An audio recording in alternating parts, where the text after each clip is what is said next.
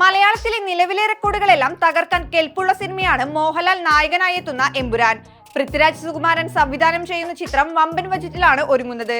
ചിത്രത്തിന്റേതായി പുറത്തു വരുന്ന ഓരോ അപ്ഡേറ്റിനും ആരാധകർക്കിടയിൽ നിന്ന് വലിയ സ്വീകരണമാണ് ലഭിക്കുന്നത്.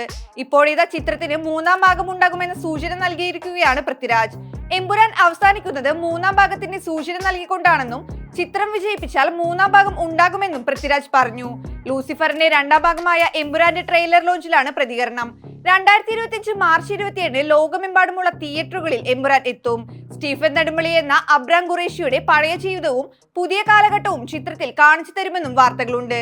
ആദ്യ ഭാഗത്തിലെ അഭിനേതാക്കളായ മഞ്ജു വാര്യർ, ടൊവിനോ തോമസ്, സാനിയ അയ്യപ്പൻ, സായ് കുമാർ, ഇന്ദ്രജിത് സുകുമാരൻ, ബൈജു എന്നിവർക്കൊപ്പം സുരാജ് വെഞ്ഞാറമൂട്, ഷൈൻ ടോം ചാക്കോ, ഷറഫുദ്ദീൻ, അർജുൻ ദാസ് എന്നിങ്ങനെ പുതിയ താരങ്ങളും ചിത്രത്തിലുണ്ട്.